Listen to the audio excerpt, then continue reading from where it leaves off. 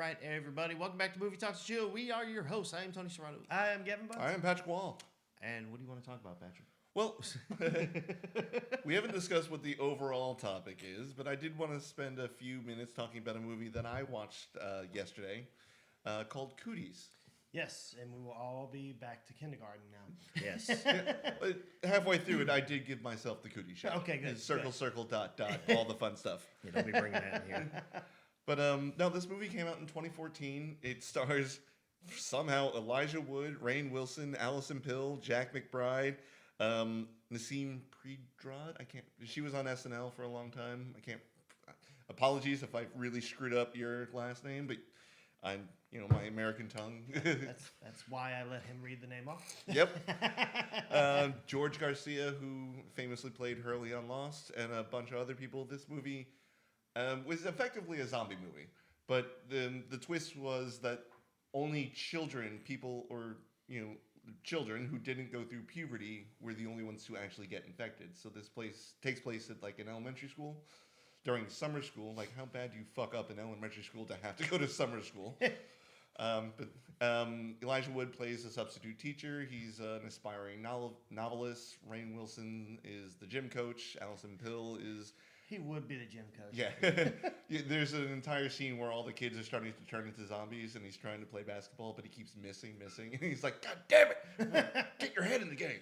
And in the background, you could just see children just like ripping apart like one of the attendants.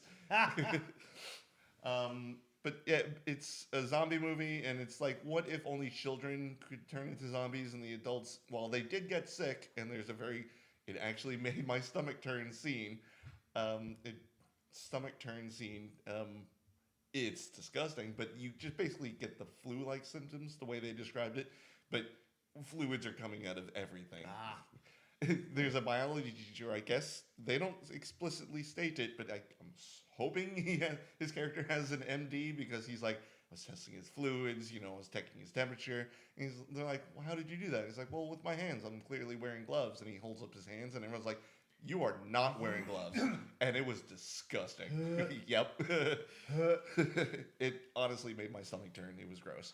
But, so Elijah Wood was the one who got scratched and he got sick, but he didn't turn into a zombie. So that's why they figured out only people who haven't gone through puberty are the ones turning into zombies. Okay. And there was a little, I think they don't explicitly say this, but the kids actually get smarter when they turn into zombies. These kids are dicks in this movie, but one of them turns into a zombie and then goes into the networking room and destroys the trunk line to stop everybody from making phone calls. If I was 10, I wouldn't have known to do that, but his zombie mind's like, I'm ripping out wires, I'm stomping on cell phones, no one's making a goddamn phone call. No Wi-Fi for you, bitches. Yeah, pretty much. And there's this one scene, all we have to do is wait till 3 p.m. to when the parents start coming in, and we could just go into the roof and signal for help. And they're like, oh, one of the moms shows up early. She's the head of the PTA. She opens the gates for all the other parents. And then hey. And she's doing that, cinematic shorthand for where she doesn't really care. She's on her phone, not really paying attention. And one of the zombie kids puts on a backpack, looks up at the surviving students, and then just runs over to the car. Fun fact, there's a less than 1-year-old baby in the car. So the zombie kid gets in the back seat and just goes to town on the baby. And the moms are like, what are you doing back there to your brother? And all you're seeing is just blood and hands going everywhere. Then the next thing you know, the baby just props up with blood on its mouth, ready to kill. And then they kill the mom. All right. And then, the world has now ended when they finally get out. So the school is ground zero? Yes. Okay. Well, no, because if you pay attention, when Elijah Wood is driving into work, you could hear please stay away from X town and X town because they're experiencing a biological contaminant. So this wasn't ground zero, but it was generally in a suburb of Houston or something like that, I think. So Texas, huh? Yeah. Yeah. There was actually a Netflix show that was reverse of that, though. Yeah, Daybreakers. Daybreakers, yes. I love that show. Yeah. Don't get me started on Daybreakers. I was so pissed when they canceled it. because they left the season on such a cliffhanger. I wanted to fly to California and start punching. Yeah. But no, this one, it was really funny. It was really weird to see Elijah Wood, especially post Lord of the Rings, doing this kind of zombie, low budget comedic role. But it all worked really well. I thought it was very interesting. The special effects, it's like, think Shaun of the Dead level gore. Like, they're ripping open stomachs and stuff like this. But they're like 7-year-olds. Well, they say, like, you know, us as humans, we don't use like our full strength that we could. Like if you use your full strength without worrying like you would damage your body, because that's what happens. It's like you start self-preservation. feeling, you start feeling pain, and your mind goes, "Hey, stop that." Which I love that about me. I don't like feeling pain. Oh, same here. I just got a question. You said it was extremely gory. Yes. You said body parts are getting ripped out. Ripped off too. They off. played jump rope with a forearm at one point. Oh my god! And yet he will not watch Terrifier 3. No. So where's the line? Like, I'm having trouble understanding. I think we found it. I'll watch Cooties, but I will not watch Terrifier. As long as it's children ripping Yes, apart exactly. people. Well, I mean, it's clearly corn syrup and salt or whatever they use in that stuff. That I've seen clips of Terrifier, and they've ramped up technology to the new level of gore. I'm out on that one. Yeah, When the vagina to and the the head second scene. one, and the second one when he just splits that lady's hand, That like was just awesome. rips that in Well, half. the first one, he just splits that woman from crack to head upside down. No. That's creative. I'm looking at I'm It's creative. right down the barrel of the camera. No, stop this. It's creative. I mean, how do you flirt? That's how I flirt. I feel like I need to call the cops. But no, Cooties, it's on Tubi. It's a very, if you like zombie movies and comedic zombie, like Shaun of the Dead is the first thing that comes to mind when I watch this movie. I think it's, for what it is, it's good. Like, I would give it a watch. Give it a watch. Yeah. And Tubi's not bad with ads, so. Yeah. No, they're pretty good. Yeah. I like Tubi. The one that's getting egregious now is Amazon. Amazon. Yeah, like I don't 17 minutes in between. Yeah, every exactly. Well, 2 and it's- minutes of showtime. Fuck me. If I can even plan for that, would be fine. But the first ad break you get, 15 seconds. The next one, 2.5 minutes. Yeah, exactly. And the next one is 45 seconds. Like, be consistent, Jeff Bezos. Did I just yell at the richest person in the world? Yep. All right, cool. Yes, you did. That was Patrick Wall for you, ladies and gentlemen. Second, first one's Musk. No, he lost a bunch on Twitter. His- I don't know if he has that one anymore. And well, you know, he's scheduled to get what is it, 54 billion from? Oh no, changed it to 1 trillion was the package. Oh. Good But for he's him. got to meet all these aggressive goals and blah blah blah. Good for him. Yeah, I just rewatched Silicon Valley, so I know exactly what's going on. That prepared me for my new job. We don't want profits. I'm worth a B. I'm not in the triple comma club anymore. I'm only worth 996 million. I'm ruined. I lost 300 million. Don't you have $1 billion? I'm not in the B club anymore. I'm not worth a B anymore. I'm financially ruined. Yeah, I will never financially recover from this. He's got to be one of my favorite characters in that show. That and Guilfoyle is 100% Oh yeah, my favorite. Guilfoyle is the guy. Yeah, he's the best one. I mean, Dinesh, I like him. But I love the only- banter between him and Guilfoyle. It's the best. Yeah. They're just two wacky dudes. I like when he finds out when they go to. I think it was this is just a side note. We'll get back on track in a second. But when they go I to doubt the tech convention, and Dinesh meets that girl. Oh yeah. And she wants him to code. He's like, it was the most beautiful code I've ever seen. He's like, I wrote that code. He's like, that's mine. And he's like, no, that's not yours. He's like, shit. He's like, did you have a shitty Apple? He's like, everybody's got a shitty Apple. He's like, yeah, but with so much RAM, blah, blah, blah, blah, blah. He's like, she doesn't know Java. He's like, that's my code. You're gay for my code. You're gay for my code. You're code gay. He's like, oh, shit. And then they go back to the room and he's messing with her and all he can think of is him. But then the best scene in the entire show happens where they mathematically try and figure out how quickly can someone jerk off an entire room of people. They actually had mathematicians. Yeah, I heard about write that. that scene. It's freaking hilarious. It's like a shake weight. If you have the if you have the appropriate DTF ratio, we'll call that dick to floor.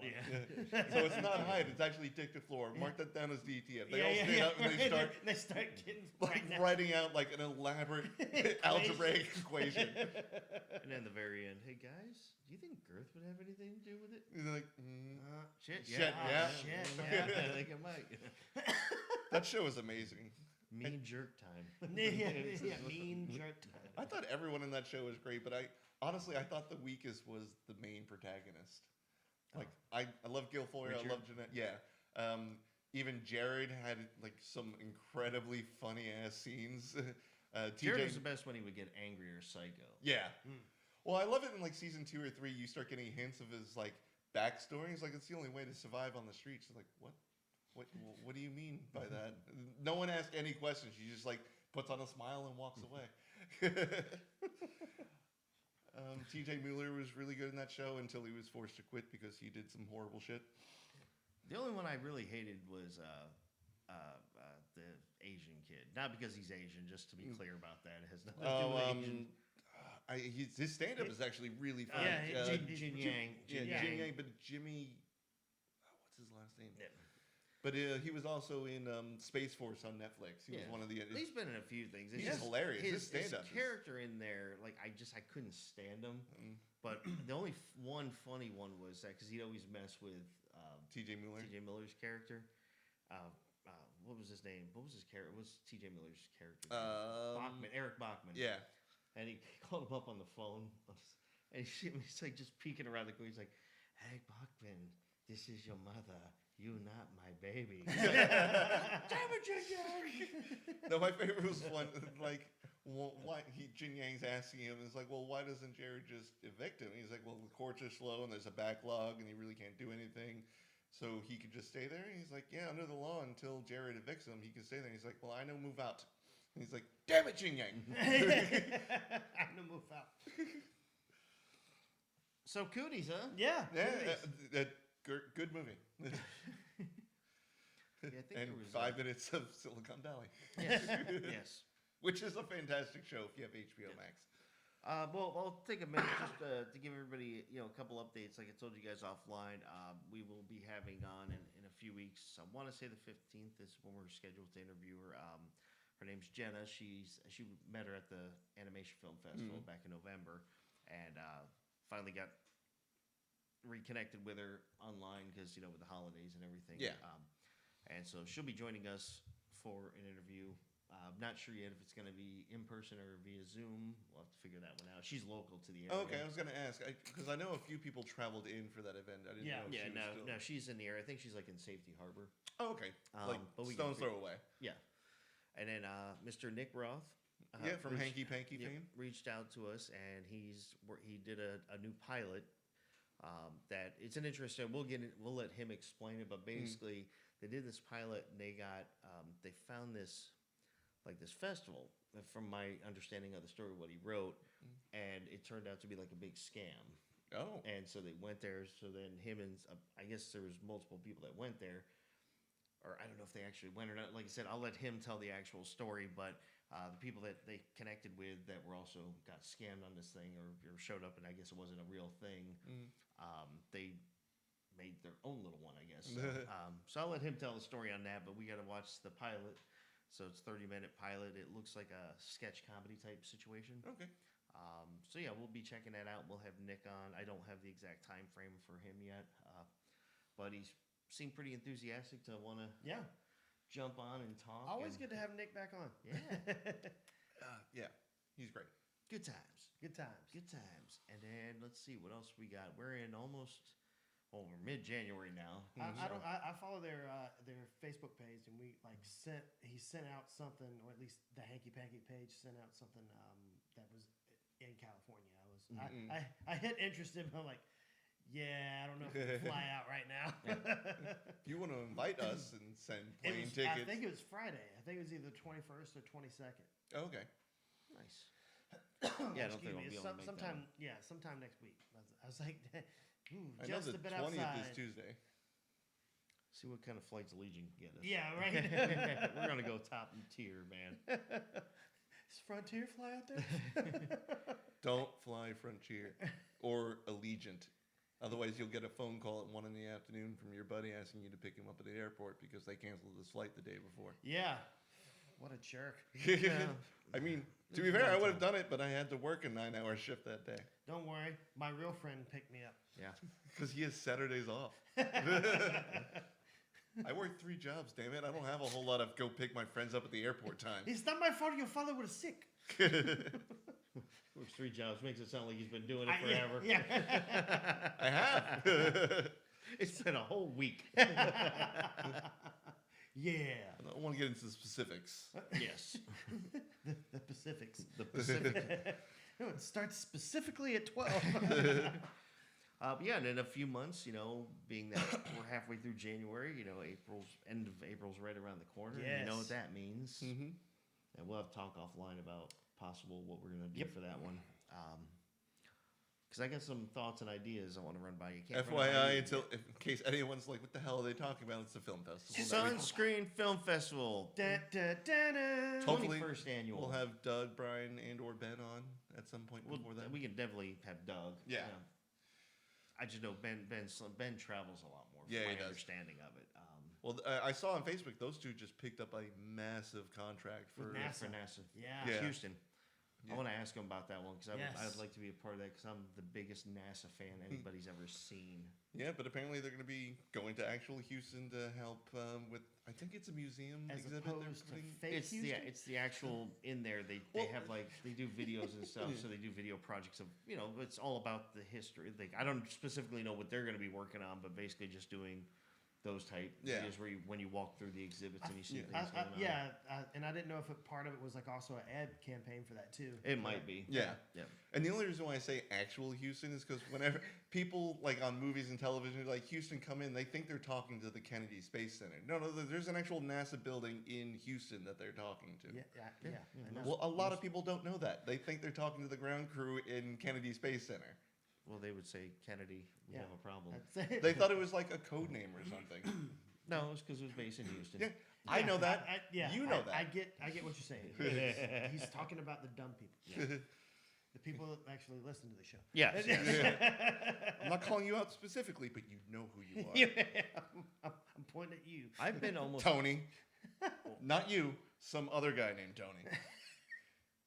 I just always loved that. That's But like, you know how like horoscopes are always so broad that it can fit like a bunch of people? I always want to see one that's like, Patrick Wall, your day has come, blah, blah, blah. Is gonna, like super specific to freak out like 5 people in the entire world. On October 12th at 3:52 p.m. You. This is final destination. Yeah. Buddy. You, Bill Williams, will experience this. Like, I want Bill Williams to lose his goddamn mind. Well, I will say, so anybody who hasn't visited Houston, the NASA Space Center out there, it is actually something to see. I've been to almost every NASA location in this country, or anything. Well, I only know of 2: Kennedy Space Center and Houston. Well, NASA has little stations set up all throughout the country where there's like satellite things and different stuff. So you can I just used kinda to work check out next to stuff. Lockheed Martin in Oldsmar, so I'm pretty sure that's close. They probably did some work for NASA. And I used to drive past Honeywell on my way to work. They probably did some work. Yeah. I mean, that was all like defense contracts. Yeah. They were Believe it or not, I just learned that there's a Lockheed Martin about 5 miles away from where I live in St. Pete. Yeah, you didn't know that? No, I only knew about the one in Oldsmar. I did not know about the one It's right by Mainland's golf course. right next to the dump. That sounds bad, but you literally have to pass the Pinellas County Trash Collection Center to get to it. Yeah. It's over by the dump. So One of back the to biggest- movies. Back to movies. One of the biggest defense contractors in the country is next to the Pinellas County dump. Why I smell shit? Why is it on fire? Oh, yeah. Oh, that's a dumpster fire. So you had mentioned a while back when we did that Oh, episode no. talking You're bringing about. my memory into I this. know I'm gonna regret having to do this, but Why you gotta bring up old shit? yeah. Well, you had mentioned when we did that episode about John Candy, you wanted to talk about somebody too. I'm sure I did. All right, so we'll move on from that one. Do you remember who I wanted to talk about? That's why I'm asking. Oh. Yeah, because if I remembered. So I've been watching that my next guest is something that David Letterman thing. Oh, Wait, okay, real yeah. quick, if our listeners can remember, please let us know who Tony thinks I was talking Yeah, if anybody about. has any of our numbers, text it Yeah, right yeah, now. text, Yeah. text now. We'll get a thing on Wednesday. Well, that doesn't do me any good. But then I can bring it up next weekend. But yeah, so I've been watching that. I think that's what it's called, like, and now for my next guest or something. And It sounds David familiar. Letterman. It's a series that David Letterman does on Netflix where he interviews different people, and they had Oh the yeah, one- he started that right after he left NBC. Yeah, well, right. no, it's more recent. It's like okay. it's been, I don't know exactly when, but it's been in the 2020s some point. But I do like some of them I've watched. I haven't watched them all because some of them like, I'm not really that interested in the people that he's interviewing. But I did see the one where he interviewed Robert Downey Jr. And Ryan Reynolds, Jason Bateman, and it's kind of a mixture. So it's a mixture of scenes where he's set in like a little mini stage, like it's not a tiny room, but it's like a more intimate setting, and he's got people out there in the audience, and it's just him. It's just like a blank canvas stage, like gray in the background and black in the background, two chairs. Is it like Seinfeld's two comedians in a car getting coffee? Kind of, but like I said, it's 50% of it is he's doing the interviews with them while they're sitting in front of the stage, but then it also cuts to like they pick a location that they go to, so it's either somebody's house or somewhere. Like you met Jason Bateman at I think it's Dodger Stadium. Okay. So it's like cuts back and forth though. So they'll be talking here, but then they'll be talking in front of the audience and stuff, and it was pretty cool because Robert Downey Jr. had a ranch or a farm area that he has with alpacas. And he goes. I've heard about that. Yeah. Okay. And he takes them out there to meet all these little alpacas, and one of them has, oh my god, it's such an adorable name. I think it's like Cutie Boots is one of their names or something. But and they dive deep into it, and there was a couple things I didn't know, like David Letterman, because he'll talk about. It's a lot more like, hey, buddy, we've been friends for a long time. Or, it's not so much just like, hey, I'm not sitting at a desk, I'm going to ask you questions. Like they don't get too interpersonal in like those late night talk shows. They'll ask them questions, but in this one, it's a lot more like, "Hey, we met back then. We were good friends. How's the family doing? Yeah. What's your daughter up to nowadays?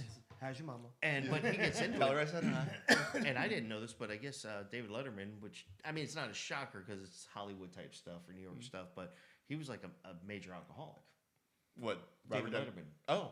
I mean, we all knew Robert Downey. Like, I mean, he was a drug addict, alcoholic, everything else. I was like, that's not a surprise. No, but David Letterman was. He tells the stories about it too. Like he'll get into it, and because he got more into it when he was talking to Robert Downey, because he talks about his entire career, and they go through stuff, and it's just funny to watch because like Jason Bateman's was really good too. I mean, all the ones I saw were really good. The Jason Bateman one, because all of them they dive deep into like they're dark. They're straight up about everything. Yeah. Like Jason Bateman's like, he's like, I went through a period, where my career wasn't doing well, couldn't get work, blah blah blah. He's like, I just got done with the Oscar worthy a movie called Teen Wolf 2 when I was in college and stuff, and he's like, but after that, things kind of died out, and then Arrested Development is really what brought his career back. Oh yeah, that's the first thing I remember seeing him in was Arrested Development. Like until then, he was no name to me.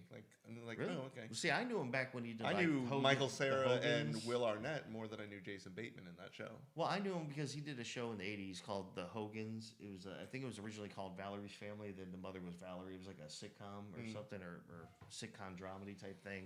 And then the mother got killed off, and I think it's because her character got written off for whatever reason. Yeah. If there was disagreements or Contract dispute, or if something or Shannon Doherty clause where you're just a real bitch on set. Well, I think with her, I can't remember if it was something with disagreements or if it was that she had some kind of physical ailment that she was getting sick or something. So I can't remember. I'm not going to pretend to speak on it, but so they ended up basically killing her off in the show or having her die. So they became the Hogans, and that was Jason Bateman's big. Break in the 80s. He was, a child actor, but he had done a bunch of commercials, like for Golden Grams or, cereal commercials and stuff like that. And he said, as a kid, he's like, I was making a lot of money. And David Letterman's like, well, how much do you make with doing stuff like that? He's like, because I know I did a paper route. And that did not pay a lot. It's a little bit different. And Jason Bateman's like, this is more, this is better. But he's like, for a child actor, he's like, if you do a nationally recognized product, like Pepsi or cereal brand, Golden or Grams or something. he's like, over the course of 3-4 months as the commercial's mainly running, he's like, you make like $30,000 to $50,000. It's not a bad payday for a few months. No. That's what and if happened. you do like 2 or 3 commercials, like back to Yeah, back. exactly. You get residuals. Yep. Yeah, and now you're looking like a Corey Feldman kind of situation. Well, you have to make a little bit more than that. 30 grand ain't gonna make you want to get that hooked on drugs. You run out pretty quick. Yeah, Drugs are not cheap. Oh, no, they're not. And for good reason. 30 grand's like a weekend to some people. Yeah. 2 quick comments about what you've said so far. One, there's an interview with Brendan Fraser about after he left the acting community because he broke his knee and he just put on a lot of weight and he really didn't want to act anymore. He just bought a farm in like Montana or something like that. And the interviewer is like, so where's your nearest neighbor? Doesn't say where. He just picks up a compound bow, loads up an arrow and fires it. He's like, that won't hit a goddamn thing outside of a tree. That's how far away my neighbors are. And you said about going to the Dodgers stadium with Jason. The only thing I can remember is my grandmother. She grew up in Queens, so she was old enough to go to the original Brooklyn Dodgers stadium. And every time someone said the LA Dodgers, she's like, no, they're the Brooklyn Dodgers. Calm down there. Jeez. Well, they did move. Yeah, Like Grandma, that's teams move. Everybody, don't get mad. we would also, Grandma, they're out of California. She said, no, they are the Brooklyn Dodgers, You and mean they like will the- always be the You mean Brooklyn like the Dodgers. Baltimore Colts? Yeah. Yeah, those guys. Those turd nuggets. Well, I do remember he said, and Jason Bateman also was stating something about, because Ron Howard created Arrested Development. He does the voiceover. he did the VO, and He he does the helped with voiceover. the revival that was on Netflix. Yep. And he was in a couple of episodes. Like he had. He did show up. There's they were in his Imagine Studios office, and they were in like the Apollo 13 Moonlander doing a quick interview. He's like, no, I just like to talk in here. I was like, you have this in your office? That'd be awesome. I want one of those. Yeah. I want to have enough money to have an office where I could put a lunar A capsule. whole, a whole capsule in there. It was his. He did the movie. But he was talking to him because he had met him, or he was a big fan of Ron Howard's prior to that, and he was saying, "Oh man, how amazing it would be to work with him." And again, I don't remember the whole story on it, but if you watch the episode, you'll see it. But he basically said that he got called in, and he didn't know at first, but he's like, "Oh, this is Ron Howard singing." And Ron Howard talked to him, and then they went out to dinner one night after he got the part for the show. And he's like, you have no idea what this means to me. He's like, I was always, was an admirer of your work and what you do, and now here I am working with you, and and it was pretty cool. It was a pretty cool story. A little bit of a sidetrack. Ron Howard is really famous for being a child actor on a show, and I cannot. 2 shows. First one was the Andy Andy Griffith Griffith. show. Andy He was Griffith show. Opie, and then obviously Richie Cunningham off Happy Days. Yes, but I was trying to think of the first one. Opie. Yep.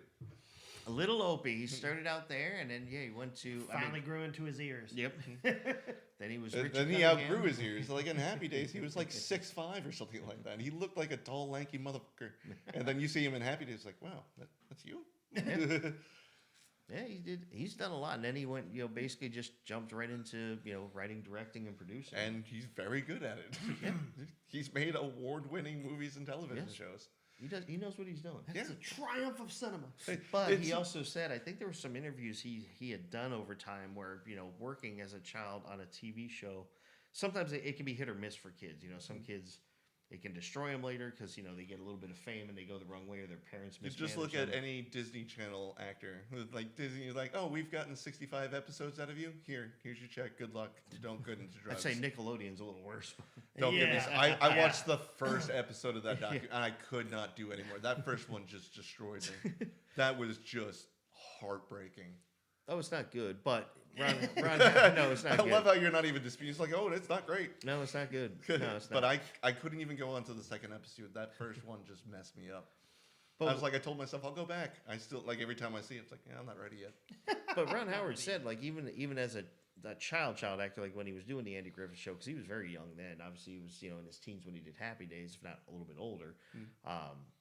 He would watch the people. He would ask questions, and he would, so he's on set all the time, so he could see how cameras work, and he was being directed, so he got to learn about that. But he said he had a lot of questions for a lot of people, and everyone was very gracious to take the time to work with him because. Yeah.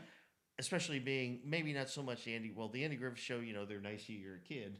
But Happy Days, he was like the main character. Yeah. So it's like, you know, they'll take the time for their main characters and stuff. But Which is good. And Yeah. I'm glad they didn't be like, you know, what real actors do to stay awake is this little white powder. Yep.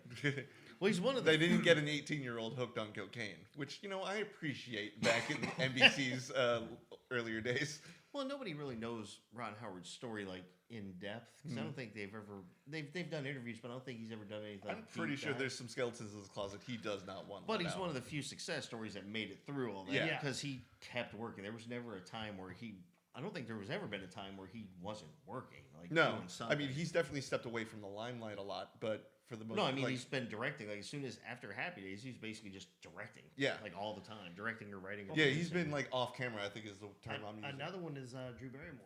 Mhm. Yep. Like- Yep. Like, what was that? Was it Babes in Club- Toyland. Was it That was the Club first. 51? That was the New York nightclub. Oh, Studio 54. Studio 54. Yeah. Oh, yeah. Wasn't that a show with Bradley Whitford and Matthew Perry? So they made a show about it. Yeah. About the studio, or like the nightclub. Yeah. But like she was in there like 12. Yeah. After ET, like Would you ever see the movie of it with Mike Myers? I didn't. Mike Myers plays the The head. head of it. I did not. Oh. I saw the show with Bradley Whitford and Matthew Perry. It's an interesting. It was an interesting movie because Steve Bell is the guy who ran Studio 54. Came up with it. He had some silent partners, but he was like the main face, and Mike Myers does a very good job of playing him, and just to see the stuff that went on in that place. Yeah, Is I'm going to tell our insane. listeners now because Studio 54 is old even for our standards. Yeah. I would go on Wikipedia and just read about Studio 50. That Or you just watch the movie. Oh, Yeah. watch the movie. I mean, that's a loosely based version. Yeah. But Studio 54 was nuts back in the day. It lasted like what, maybe a year because of no, all the it crap? lasted longer than that. It, Oh, it really? went on for quite a few years, and then there was a bunch of stuff with like tax evasion, Yeah. money Yeah. laundering, and stuff like that. And Drugs, alcohol, gambling, well, sex. that was even the lightest part of it. They were mainly getting them for the tax portion. It's of like it, how they got you know. Capone. Like, we can't get you on murder. Yeah, but you exactly. haven't filed taxes in 5 years. But I mean, just the people. Uncle Sam is undefeated. There's Yeah, so no many shit. people that went in there though that you like even some actors and extras you wouldn't expect Yeah. to be the type to go in there, but that was the place to be. Like you met, it was. And It if was a anyone is- non-studio type meeting, like you Right. go in there and you could meet and greet with Andy Warhol used to go in there a lot. If Truman anyone's Capote. hearing Yeah. similarities to a current case that's going on, you're not too far off. yeah, right. But just the plethora, and then there was regular people, like there was average Joes, but they had like stand in line, and there was a thing where, and some people say it's true because they did a documentary based off of the movie that they did, and in the movie it's the one guy I can never remember his name, but he was the guy that played in Cruel Intentions, the blonde haired guy, the main character. Ryan. that guy. Shit. All right, that's Yeah, gonna well, bother that's me. not his Hold on. last name, just so you know. But he wants him and his friends to go there. You know, everybody's trying to Ryan get in. Phillippe. Yep. So everybody's trying to get in. He's like, you know, he's the pretty boy in there, and Steve Bell's out there. He's like, you, and he's like, not with that shirt. And so he just starts walking away. He's like, no, I said not with that shirt. And he just takes his shirt off. Everyone cheers, and he lets him in. But yeah, Steve Bell was not a closeted homosexual by any means. He was very open about it, and a drug addict, and When you own the hottest nightclub in New York City in the 80s? I think it was started in the 70s. Yeah. If I remember correctly. It went to the 80s, I believe. Yeah. So when you own the hottest nightclub in New York City and you have people like Andy Warhol showing up, Yeah. Movie stars all the time. Yeah. Yeah. you're not getting arrested for being gay. No. The local mayors be like, do you like him? No. Oh, well, how about him? Yeah. What about my aide? Would he satisfy you? Because I need something to go through, and I need your budget. Offline, I'll tell you one of the funnier lines in the movie. I'm not going to say it online. Okay. But It's going to be messed up, Yeah. isn't it? But the funniest part was they had a character in there. It's this old lady in there, and she's like I don't think she really was anybody. She was just this old woman that they let in all the time, and she was doing X all the time. No, and- there was like there was a popular lady because she made the news. Like she was in her like 80s, and yeah. she would go out to Studio 54 Yep. to all the nightclubs downtown. But she wasn't like a well-known person. No, Yeah, no. that's what I But meant. like the lady, she was real. They interviewed her Yep. on because I remember seeing it, and because it was I've seen it on Instagram like repurposed. Mm-hmm. It was like me when I start reaching my 80s and everyone stops partying with me. So she's like, so what you've got to do is you go out and you get in the line and you just and there's so many nice people. Isn't there a famous photo of Marilyn Monroe like going into Studio 54? Oh, I'm sure. Which famous one? But yeah, I mean, that it's old not the lady- one underneath like the sidewalk No. bench. She has to hold down her skirt. Yeah. He must have used fake steam or healing botanicals when Marilyn Monroe did. But I think that old woman, I think she ended up ODing in there. Ooh. In a nightclub because she would Once do again, she would do ecstasy, she would Yeah. do cocaine. I mean, she bought was, it. considering we're talking about Studio 54, I'm not surprised. Yeah. But just thinking like in your 80s, doing cocaine and Yeah, a bunch that's of drugs. not, But I mean, if you reach that point and you've worked hard and you retired, And that's how you want to you go should out? be able to do whatever you want. Yeah, you That's know how what? I see it. It should not be illegal after 65 to do things as long as you're not hurting anybody Exactly, or yeah. stealing or robbing or anything. There's a famous story about this like 95-year-old guy goes into a doctor. He's like, so what's your diet look like? Well, I have a 6-pack of beer a day. I eat bacon and I eat blah, blah, blah. And he's like, we need to change your diet. He was dead in a week because he needed to start eating healthier. No, that stuff kept them real. Yeah. Kept them good, man. It was fermenting them. That's was fermenting. He was his body pickled by the together. time he died. Yeah. So yeah, if you get a chance, check out Studio 54, and it's got a lot of big name people, and it's like that Ryan guy. Like I said, it's got Mike Myers, obviously. I want to say Selma Hayek, I believe. You I sign may be- me up. I may I'm be already wrong in on that. this. Sold. Yeah, I know, right? Nev Campbell's in it. Oh, shit. All right. And it's the one guy he was in. Oh man, he was. God, I'm trying to think of now. Who I'm trying to think of. We'll keep talking. But anyway, you- Use your words. yeah, I'm trying. No, it's like all of a sudden now I'm trying to think of what his name was, but I believe it was the dude that was in Road Trip. The main character. Breckenmeyer. Okay, yeah, him. Yeah, he's in there. So it's pretty good though. Check it out. Watch the movie. And if you don't, Is it called Studio 54? it's called Studio 54. Well, I'm just going to do a quick Google search. Searching. Searching for the 54s. Make sure to put movie on it because it gave me a Or maybe it's documentary. just called 54. It might just be called 54. When did it come out? Do you know? Yeah, it's 54. Early 19- 2000s? 1998. 1998? Okay. Yeah, it's just called 54. Ryan Phillippe. Here it is. Selma Selma Hayek. Hayek, Selma Hayek. Nev Campbell, Mike Myers, Breckenmeyer. Oh, Mark Ruffalo. I forgot he was in there. Ah, The Hulk was in there. Yes, he did. Yeah. that's Yep, the old she's- lady. Yeah, she's the one that plays. Ah, that's funny. Yeah. So check it out. Check out 54. Unfortunately, you can only rent or buy from Amazon to watch this, at least in the U.S. Probably on Netflix and the rest of the But world. for you guys, I think I may have a DVD copy. The way around you. See, Suck it, Amazon. I So just there's pissed something off to Jeff still be Bezos. said about old school methods here. Yes. And the fact that we have to say DVD I just is old insulted school Jeff sad. Bezos twice. Yes, there you go. That's Patrick Wall. Yeah, His courtesy. phone number is Yeah, seven. As far as you know, Email I him. live in 555. Toronto. He's right. For tax purposes, I am a construction site in the Bahamas. You don't think you can get to you in Toronto I am. or the Bahamas? I am a meat popsicle. They have drones here. They will Yeah, come and yeah. grab you wherever you're at. They have drones that will find you. Oh, I know. One's We gonna break lived through in the a window right now and just suck them out. we lived in a test area for their drone delivery service. I almost signed up. But going back to Going back to movies. maybe we'll talk in actors here, but like the David Letterman thing, check Mm. that out too. We did one with Adam Sandler, Oh, and nice. that was actually really interesting because, and with Adam Sandler, it was half in the little Bubble. the setting that they're at, and then half where he's at one of his concerts, like beforehand, like preparing. So they're talking before the show and Okay. everything, getting ready. That's cool. And to our younger listeners out there, yes, he is a musician sometimes. He does actually put on concerts. Watch some of his Saturday Night Live stuff where he sings the sweatshirt song. It's adorable. Goddamn delightful. And for those of you who like a little racier stuff, at a medium pace is always a good choice. Oh, God. Yes. Are you talking about that pimple sketch? No, Oh, no, God. it's a song. You never Oh. heard the song? No, I don't believe so. We'll No. play it for you offline. That's the Oh, you're in- pimple again. You're in for a I've real s- treat. I've seen 8 Crazy Nights, and he had a couple of choice songs in that one. No, this one's This one's good. This was like off his first album he did Okay. back in the mid to early '90s. Nice. And, you know, it's, They're All Gonna Laugh at You was the one. I'm sorry, I still like Piece of Shit Car. Well, everybody likes that. That came off his second album. Yeah. But yeah, it was no. I'll play it for you later. Oh. Don't worry. Okay. You're in for a real treat. It's a funny song. You'll like it. You know, I go running a lot. I mean, I sit on the couch. But speaking to what you're talking about, it's reminding me a lot of the Jerry Seinfeld one, Comedians in Cars Getting Coffee. And there's one of the ones I really took away from that is the one where he was talking with his former co-star, Kramer. Yeah, Michael. Yeah. Michael. And if you're not aware of this, he lost his mind during a stand-up show.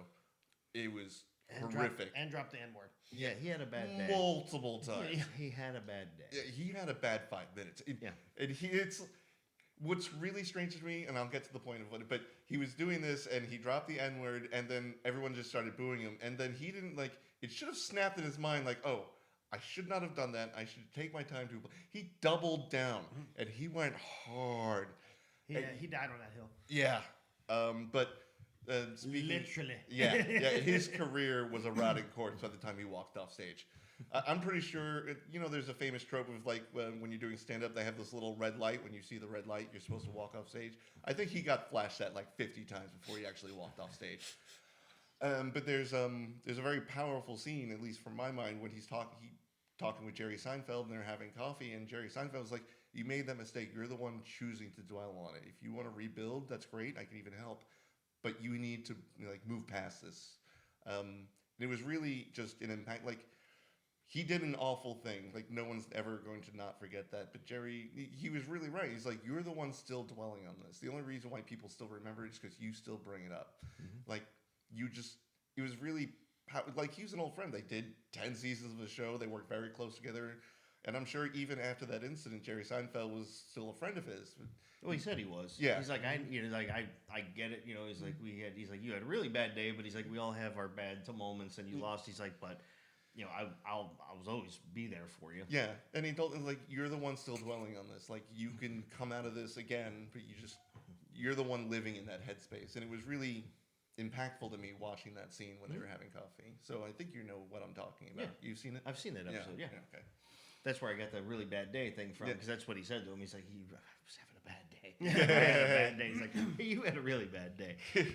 Well, it's funny, too, because he also did, Letterman did one with Ryan Reynolds. And that one was actually very good. And what you learned was, I mean, we all know Ryan Reynolds from Canada and all that good stuff. And, he has his brothers and everything. But there's a lot of stuff with his father that was very unresolved. Like, his father passed away. I think when he's doing the interview with him, he said it was like about 5 years prior to that. And I think I can't remember, it's one of his kids, maybe his daughter or something, who never got to meet him, I think, but he was able to talk to her for a minute right before he passed. Oh. So he's like, she'll always have that. But he said there's some unresolved. He's like, it's like you think back and you don't know. It's like, do I remember him being the person, or is it just my memory changing things to make me want to remember it, whether it be in a good way or a bad way, because of either regret or anger or whatever. But he did say that he brought up the Adam Project, and he's like, that was a very, very personal thing to me. And he's like, for a kid whose father dies and be able to go back and talk to him again, that's kind of where he got that from. He drove it from his experience of with his father, but. Not to take away from that moment, when you mentioned Ryan Reynolds' daughter, the only thing I can think of is Deadpool 3. When she's in the squad of Deadpool, she's like, "Hey, idiot, if I wanted your opinion, I'd pull his cock out of your mouth and ask for it." And I was like, oh, that's his daughter. Yeah. Yeah. And then, like, Nice Pool is like, she's the meanest. Exactly. Imagine what the behind the scenes would be like. It's okay, sweetie. It's just acting. Yeah, I understand you love fine. me. I know. Blake Lively, his wife, like, her, like, siblings, like, they were all Disney Channel movie stars. Like, so there's a running joke on a podcast that I listen to, like, his Thanksgiving and Christmas is nothing but, like, decom people just coming to invade his house. But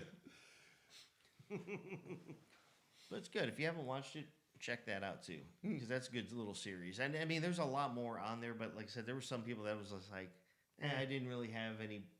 Like, I wasn't a big fan of them, so I'm sure they have interesting stories. So it's not taking away. You know what from they who need to do is get Conan O'Brien on that show. that would be a heated I discussion. mean, and they might. You never know. But he does do. I think they had like, I want to say maybe 4 seasons on there, but not all seasons are long. Like some are like 5 episodes. Yeah. Some are like 10. 7. The old British standard when you're trying to watch a BBC show. Like, Yes, British comedies or British TV is amazing. oh, I love the Sherlock show. I thought that was amazing. You love everything. No, I don't. You like my accent? I think we've discussed this last week when I don't love everything. Oh Lord. No, that's just not having a heart.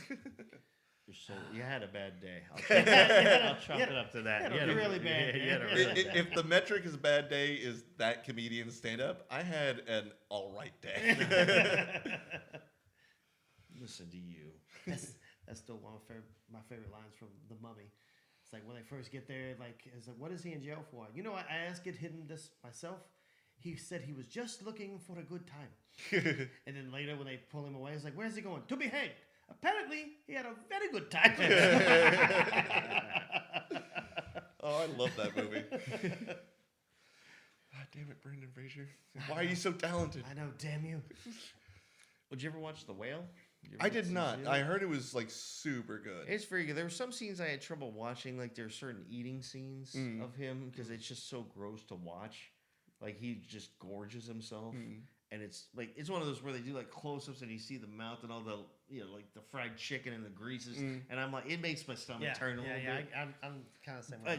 And he's very large. I will say I did watch the whole movie. It is very good. I mean it's serious, obviously, and not a fast-paced movie. So I do want to see the one with him that's I don't know if it's maybe just hit theaters where he's an actor. And so he gets hired. He goes to China, and he's like trying to get out of his like acting rut. Like he's just getting all these commercials and stuff. So they get hired, and he's like a friend to someone, and then like to one girl, like he's a dad, like a father figure. Like it's I can't remember the name of the movie, but it's newer. It's brand new. It's brand new. Like I don't know if it's in theaters yet or if it just hit and went out, but. Trying to give Patrick time to find it on the magic rectangle, but it looks really good. Like of him, I want to say it's Japan that he goes to.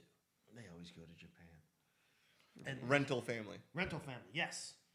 So he goes in. I think I've heard of it. I just and they were sending trailers on Facebook and Instagram like crazy a couple months ago. I'm trying to remember if they showed a trailer of that when I went and saw Anaconda on Christmas or before Christmas, because I do remember hearing that name. So I can't tell you if you saw it or not. I wasn't there. well, if you get a chance, Stop looking at me like I would know the I answer. do want to see that. Yeah, watch The Whale. I think that's on multiple platforms too, if I remember correctly. I know it's on our Plex. Yeah. Okay, well then watch it there. I think it's also on HBO Max. Well, if it's on Plex, you don't need to worry about anything. Yeah. else. But for our listeners that don't have access It's to our HBO very Max. private Plex server. Yes, and you never will. Oh, I don't know if this is a real thing or not, but I saw a poster. It is on HBO Max. Just wanted to throw that out there. I saw a poster. A new Surf Ninjas is coming Really? with Rob Schneider. Okay. And not the oldest son, but it's the younger son that was in that movie. Okay. Or a younger brother.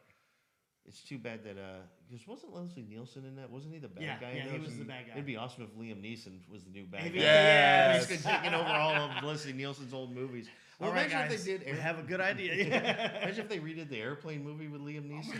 Like, just take Leslie Nielsen's whole movie genre. Or I just want to career, see a remake of Three Ninjas, but bring back Jonathan Taylor Thomas. Just have him in his adult body be one of the ninjas and train like a new set of 3 kids. he hasn't changed that much. JT. No, he was in Last Man Standing yeah. for a couple episodes. Yeah.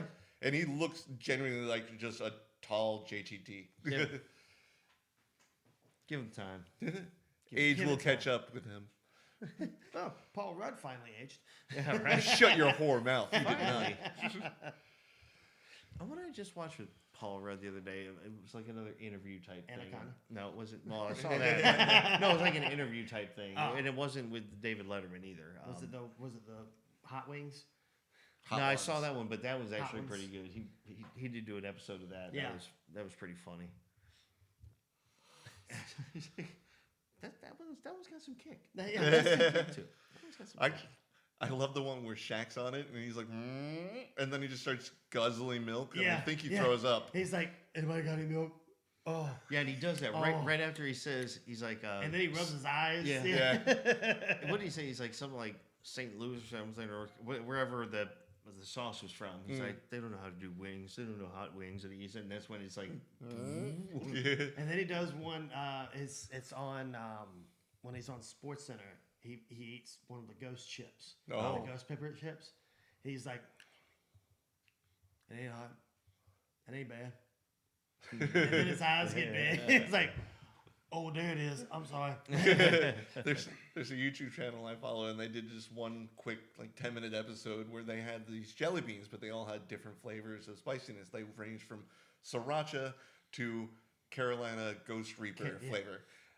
And one of the hosts, his first spin, he lands on the Carolina Reaper, and he takes it, and the next 2 minutes of him being like, and then drinking water, and then you don't want to do that. Then they filmed at a local bar in London, and the bartender brings him over a glass of milk, and he just downs it. And then there's one shot of him just walking away to the bathroom, and then it quick cuts back to him. He's like, "I'm good, but someone else needs to go." I ain't doing this again. And the other two hosts got sriracha and jalapeno, and he's like, "You good motherfuckers!" I hope you both die.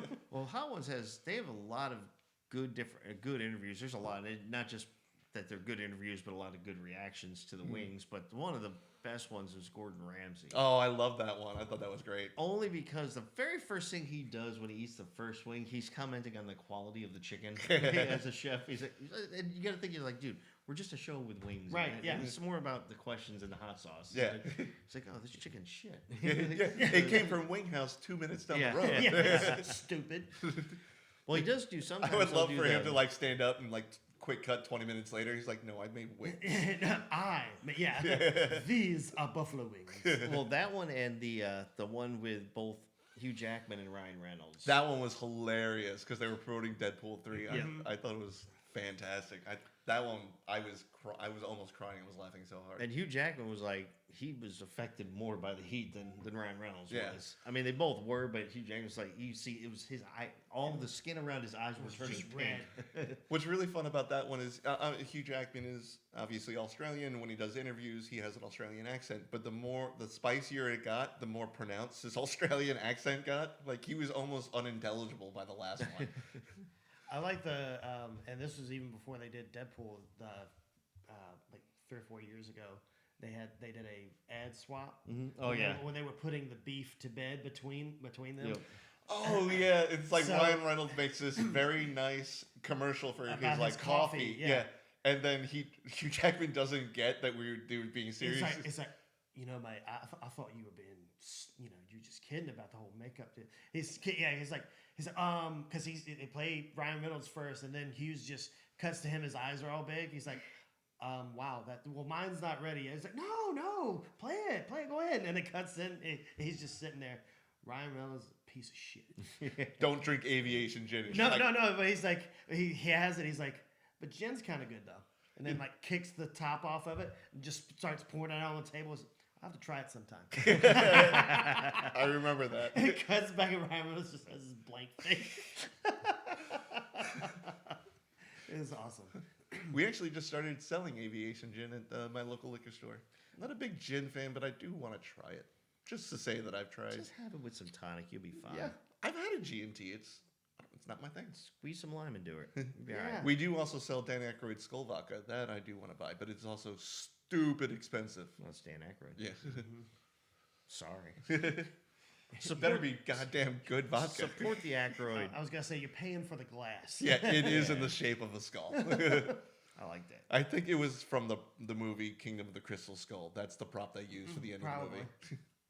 Or just the skulls. Or just the skulls. This is actually a good movie, which is on Tubi, by the way. Yep. I do like that movie. It's the first one I remember seeing Paul Walker in. Good old Craig T. Nelson. Yep. Mm.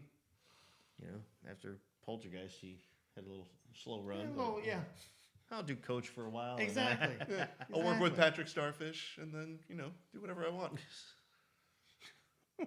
Yeah, the guy in Coach, he went on to voice Patrick Starfish. Yeah. He was also in that miniseries of Stephen King's The Stand. with what the hell is his name? Gary Sinise. And Lieutenant Diane. Lieutenant Dan. yeah, You got new legs. yeah, Well, good. Good yeah. talk. But he was the guy who went MOON. That spells insert word. Like he was a little bit slow, his character, so he was like MOON. That spells thermometer. Like that was basically his shtick in the movie. I think he was a character. I haven't read the book. Well, on that note, it's a good thing we're out of time here. So And yeah, tune in next time when Patrick will finish his thought. yes, but thank you guys for joining But us. you know what? Let's put bets on that. Yeah, I got the over. Yeah. 2-1 odds. Yeah. All right, guys. But thank you so much for joining us. Until next time for Movie Talks and Chill, we're your hosts. I'm Tony Serrato. I'm Gavin Bunce. I'm Patrick Wall. All right, guys. Take care.